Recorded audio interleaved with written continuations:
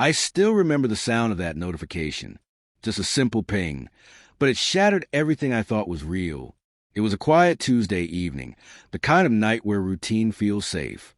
Leah, my fiancée, was in the kitchen, humming softly as she cooked, while I sat on the couch scrolling through work emails. When my phone lit up, I didn't think much of it. The message was from her. "Don't worry, Mom. Once he pays off the loan, I'll be gone."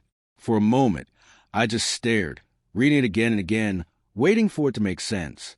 Maybe it was a mistake. Maybe it was a joke. But then the second message came. "Oh my God, wrong person." The room went instantly cold. I could hear her footsteps approaching, tentative, slow. "You weren't supposed to see that," she whispered, eyes wide, face drained to color. I didn't speak. I just handed her the phone. She tried to explain, words tumbling out too fast. "Believe me, it's not what it sounds like. I swear, I meant that things have been stressful. But lies don't need volume to echo. They linger in a moment.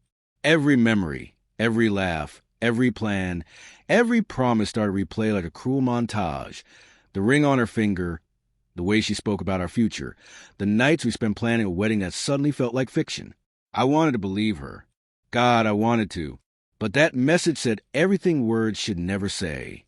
That night stretched longer than any I can remember. Leah sat across from me at the dining table, twisting her engagement ring as if she could pull herself out of the moment. "It's not what you think," she kept saying, voice trembling. "My mom worries too much. I just meant that once things are stable financially, I'd feel freer. I didn't mean I'd actually leave." But the more she spoke, the clearer it became. Her words weren't a slip. They were truth disguised in panic. I didn't yell. I didn't accuse.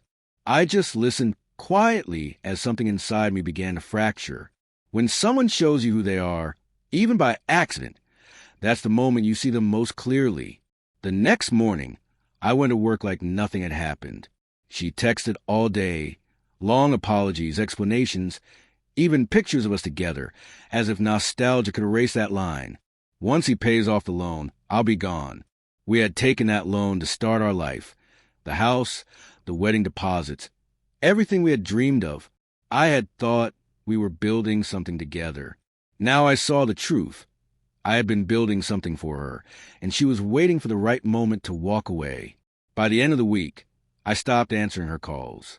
I needed space. I needed silence. The kind of silence that speaks louder than any words could, the kind that shows you what you were too blind to see. A few days later, she showed up at my apartment.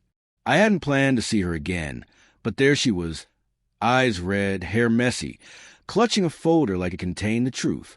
"Please," she said softly, "just let me explain one last time." I let her in. She sat on the couch, hands shaking, and opened the folder, receipts, notes, even a handwritten letter. "I panicked that night," she began. "My mom keeps saying I rely on you too much, that I need an exit plan. When I texted her, I was angry, scared. I didn't mean to. I looked at her, and for a moment, I almost believed her. But then I remembered the words. Once he pays off the loan. Not when we, but he. That single word carried everything she couldn't take back. Love doesn't survive on explanations. It survives on intent. And hers had already left long before that message did. I told her I didn't hate her. I wasn't even angry anymore. I just couldn't pretend. I needed to stop mistaking dependency for love, silence for peace, and comfort for commitment. When she left, she didn't cry. She just nodded, as if she had known this was coming all along. The door clicked shut, quiet and final. Weeks have passed. The loan is still there, but the weight feels lighter now. Because sometimes losing someone isn't the tragedy. Believing the wrong person is. And if there's one thing I've learned, it's this.